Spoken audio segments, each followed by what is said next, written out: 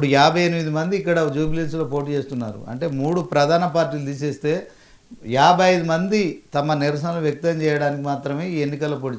BC నాయకులు జాజుల శ్రీనివాస్ గౌడ్ గారు కావచ్చు, ఆర్ కృష్ణయ్య గారు కావచ్చు, తర్వాత జస్టిస్ ఈశ్వరయ్య కావచ్చు, తర్వాత చిరంజీవులు కావచ్చు, మీరు కావచ్చు, ఎవరైనా నామినేషన్ వేయచ్చు కదా. ఎందుకు మీ నిరసన ప్రభుత్వానికి తెలియజేయాలనుకోవట్లేదు? ఎందుకు మీరు మౌనంగా ఉంటున్నారు? మీరే అంటున్నారు అందరు ఏకతాటిపైకి రావట్లేదు.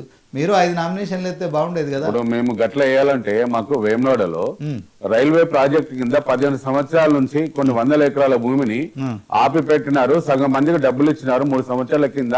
ఈ రోజు మాకు ఇప్పుడు కాంగ్రెస్ పార్టీ రైల్వేది ల్యాండ్ ప్రొక్యూర్ చేయాలా, మన కేంద్ర ప్రభుత్వమో లైన్ వేసుకొని వాళ్ళు మన ట్రైన్ రావాలి. ఈ 2 ప్రభుత్వాలు కూడా బీఆర్ఎస్ ఉన్నప్పుడేమో డబ్బులు ఇచ్చినారు, ఇప్పుడు కాంగ్రెస్ లో వచ్చినప్పుడు డబ్బులు ఇవ్వలేదు. ఇప్పుడు మేము ఎవరిని అడగాలండి? మేము కూడా ఇప్పుడు 300 మంది రైతులు కూడా వేయాలంటే ఎవరికైనా కూడా ఇది వేసినంత మాత్రాన్ని మార్పు రాదండి. నేను చూస్తాను కదా, చెప్పుకునే అవకాశం ఒకటి వస్తుండే కదా. ఏం చెప్పుకునేదండి? ఏమంటారు, అరే మీరు గవర్నమెంట్ కి వ్యతిరేకంగా వచ్చి మీరు నామినేషన్ వేస్తారు ఇంకా అని చెప్పేసి తొక్కి పడేస్తారు. ఎక్కడ న్యాయం జరుగుతుంది చెప్పండి? ఈ రోజు అయితే ఎవరికి ఎక్కడ న్యాయం జరుగుతుంది? భూములు వేయనోడు కానీ ఎవరికి కానీ న్యాయం జరుగుతుందా?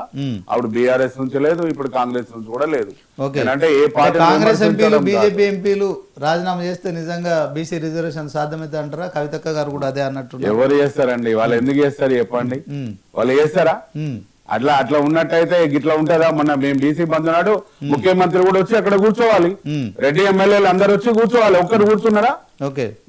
మాకు మద్దతు ఇచ్చినామని చెప్పినారు, మరి బీజేపీలో ఉన్న వాళ్ళు వచ్చి కూర్చున్నారా? ఓట్లు కావాలి, వాళ్ళందరూ పదవులు కావాలా? మేము ఎప్పుడు ఓట్ల. దేవయ్య గారు ఒకసారి శ్రీవర్ధన్ రెడ్డి గారు ఉన్నారు, ఆయనతో మాట్లాడదాం. బీజేపీ అధికార ప్రతినిధి శ్రీవర్ధన్ గారు. శ్రీవర్ధన్ గారు మ్యూట్లో ఉన్నట్టున్నారు, అన్మ్యూట్ చేసుకోండి. ఓకే, చెప్పండి సార్, ఎట్లా చూస్తారు? మొత్తానికి బీజేపీని అడ్డుకుంటుంది బీసీ రిజర్వేషన్లు, తర్వాత జూబ్లీహిల్స్లో కూడా మీరు 3rd ప్లేస్కే పరిమితం అవుతానికి ప్రచారం చేస్తున్నారు. సో మొత్తానికి కాంగ్రెస్ బీఆర్ఎస్ మధ్య జూబ్లీహిల్స్ పోటీ ఉంటుంది అంటున్నారు. సో 42% బీసీలకు రిజర్వేషన్లు ఇవ్వడానికి బీజేపీ పార్టీకి వచ్చిన ఇబ్బంది ఏంటి? ఎందుకని తెలంగాణ ఇష్యూని మీరు లైట్గా తీసుకుంటున్నారనే జరుగుతున్న ప్రచారానికి ఏం చెప్తారు? ఈరోజు బీసీలను మోసం చేసింది కాంగ్రెస్ పార్టీ. కాంగ్రెస్ పార్టీ దేశంలో మేము ఇన్ని సంవత్సరాలు వేయలేము, మరి దేశం అంతా కూడా మేమే నడిపించినాం అన్నటువంటి కాంగ్రెస్ పార్టీకి రాజ్యాంగ సవరణ చేసి 42% బీసీలకు రిజర్వేషన్ ఇవ్వాలనే విషయము కాంగ్రెస్ నేషనల్ లో ఉన్నటువంటి రాహుల్ గాంధీకి తెలియదా? ఈ రోజు తెలంగాణ ప్రజలను మోసం చేయాలని చెప్పేసి వాళ్ళు కామారెడ్డి డిక్లరేషన్ లో బీసీలకు 42% రిజర్వేషన్లు ఇస్తాం మేము అధికారంలోకి వచ్చి అని చెప్పారు. మరి ఏమైంది? ఈ రోజు దాన్ని ఇచ్చింది, హామీ ఇచ్చింది కాంగ్రెస్ పార్టీ, అధికారంలోకి వచ్చింది కాంగ్రెస్ పార్టీ. ఇవాళ ప్రజలను మోసం చేయడం కోసం వీళ్ళు ఆడుతున్నటువంటి నాటకం అని చెప్పేసి అలా చాలా స్పష్టంగా ఈ యొక్క తెలంగాణ ప్రజలకు అర్థమైపోయింది. శ్రీవర్ధన్ రెడ్డి గారు, మీ బీజేపీ నాయకులకు, కేంద్ర మంత్రులకు కావచ్చు, ఎంపీలకు కావచ్చు, ఎమ్మెల్యేలకు కావచ్చు, మీలాంటి వాళ్ళందరికీ నేను ఒక ప్రశ్న అడుగుతాను సార్. కులగణన చేయడంలో మీరు 12 సంవత్సరాల నుంచి చేయలేకపోయారు. జనగణన వాటెవర్ ఇట్ మేబీ చేయలేదు. కాంగ్రెస్ వేసింది కులగణన. సో ఎవరెంత ఉన్నారు అనేది ఒక ఐడియా అయితే వచ్చింది. 60% మంది బీసీలు అయితే తెలంగాణలో ఉన్నారు. ఆ బీసీలకు మరి అన్ని రంగాల్లో రిజర్వేషన్లు కల్పించాలనే లక్ష్యం అయితే మరి ఒక ఆశ అయితే వాళ్ళలో కనిపిస్తోంది. ఆశ రేకెత్తించింది కూడా పొలిటికల్ పార్టీలో. మీరు అన్నట్టు 42% మాత్రమే మరి కాంగ్రెస్ ఇస్తా అని చెప్పింది. మరి దాంట్లో బీజేపీకి ఖచ్చితంగా ఈ అంశంలో అంటే తెలియనంత వరకు ఓకే, తెలిసిన తర్వాతనైనా అరే నిజంగానే బీసీలకు న్యాయం చేద్దామనే ఒక ఆలోచన మీకు ఎందుకు రావట్లేదు?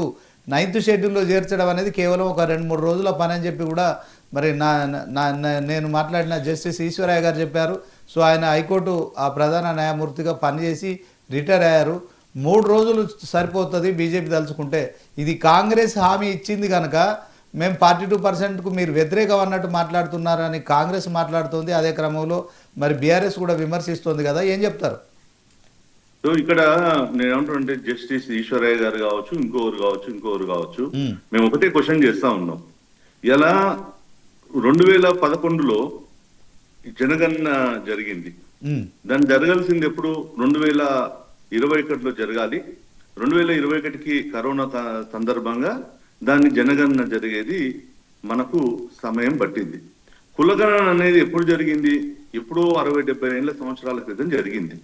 మేము ఇదే మనం అందరం కూడా గమనించాల్సింది ఏంటంటే, తమిళనాడు విషయానికి వచ్చినప్పుడు 94లో అక్కడ ఉన్న రిజర్వేషన్ల గురించి 9th షెడ్యూల్లో చేర్చినప్పుడు ఇదే కాంగ్రెస్ ప్రభుత్వం నిజంగా కూడా తెలంగాణ ఉమ్మడి ఆంధ్రప్రదేశ్ లో మరి ఒక్కరోజు కూడా బీసీల గురించి, బీసీలకు ముఖ్యమంత్రిని కూడా ఇవ్వలేనటువంటి ఈ కాంగ్రెస్ పార్టీ ఆ రోజు కూడా ఈ యొక్క ఉమ్మడి ఆంధ్రప్రదేశ్ లో ఈ యొక్క రిజర్వేషన్లకు సంబంధించిన అంశం డిమాండ్ గా ఉన్న రోజు ఎందుకు ఈ యొక్క 9th షెడ్యూల్లో చేర్చలేకపోయింది అనేది మొదటి ప్రశ్న. రెండో ప్రశ్న, కాంగ్రెస్ పార్టీకి నిజంగా బీసీల మీద ప్రేమ ఉండింటే, ఏదైతే వీళ్ళు కామారెడ్డి డిక్లరేషన్ ప్రకారం 42% మేము అధికారంలోకి వచ్చినాక ఇస్తాము, ఇప్పుడు పార్టీ పరంగా ఇస్తున్నటువంటి కాంగ్రెస్ పార్టీ వాళ్ళు ఎంతమంది ఎమ్మెల్యేలను ఈ యొక్క బీసీలకు ఇచ్చింది? వాళ్ళు ఏం చెప్పారు లాస్ట్ కు? ఇవాళ ఎన్నికలు గెలవాలి కాబట్టి గెలిచే అభ్యర్థులను, గెలిచే గుర్రాలను మేము ఎన్నుకోవాల్సి వస్తుందని చెప్పేసి ఇవ్వాల్సినటువంటి 42% ఎమ్మెల్యేలను, బీసీ ఎమ్మెల్యేలను ఇవ్వకుండా ఎక్కడో ఓడిపోయేటటువంటి ఎంఐఎం తోటి కాంప్రమైజ్ అయినటువంటి సీట్లలో బీసీలకు ఇచ్చి మేము ఇంత లిస్ట్ ఇచ్చినామని చెప్పుకున్నటువంటి కాంగ్రెస్ పార్టీ. మేము భారతీయ జనతా పార్టీ ఇవాళ మేము ఎన్నడూ కూడా నరేంద్ర మోడీ గారు బీసీ నాయకుడు అని చెప్పలేదు. కానీ ఈ రోజు దేశానికి నాయకత్వం వహిస్తున్నటువంటి నాయకుడు స్వయంగా బీసీ సామాజిక వర్గానికి చెందినటువంటి వ్యక్తి ఈ రోజు వారు వచ్చిన తర్వాతనే బీసీలకు కేంద్రంలో 27% కేంద్ర కేబినెట్ లో అవకాశం ఇచ్చారు. అదేవిధంగా బీసీ కమిషన్ కు రాజ్యాంగమైన హోదా ఇచ్చారు.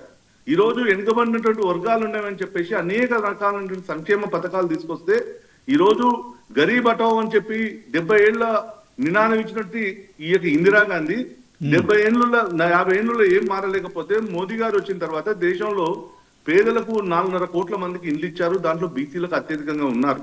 12 కోట్ల మంది గ్యాస్ కనెక్షన్ ఇచ్చారు. దాంట్లో అత్యధికమైనటువంటి బీసీ సామాజిక వర్గాలు ఉన్నాయి. ఈ రోజు అనేక సంక్షేమ పథకాల్లో వెనుకబడినటువంటి వర్గాల కొరకు ఇది చేశాం. కాంగ్రెస్ పార్టీ ఎజెండా చాలా క్లియర్ గా ఉంది. మీరు ఒకటి శ్రీనివాస్ గారు గమనించండి, ఢిల్లీలో దీనికి సంబంధించినట్టు ఒక డిబేట్ జరిగినప్పుడు రాహుల్ గాంధీ ఏం మాట్లాడుతున్నారు? బీసీ సామాజిక వర్గాలన్నీ, ఓబీసీ వర్గాలన్నీ కూడా బీజేపీకి అండగా ఉన్నాయి, వీటిని విడగొట్టాలనేటటువంటి ఉద్దేశం తప్ప, ఈ వర్గాలను బీజేపీకి దూరం చేయాలనే ఒక దురాలోచన తప్ప బీసీ లేక సామాజిక స్థితిగతులను మార్చాలి, వాళ్ళకి రాజకీయమైన హోదా ఇవ్వాలని చెప్పేసి కాంగ్రెస్ పార్టీకి ఎక్కడ కూడా ప్రేమ లేదు. ఇది చాలా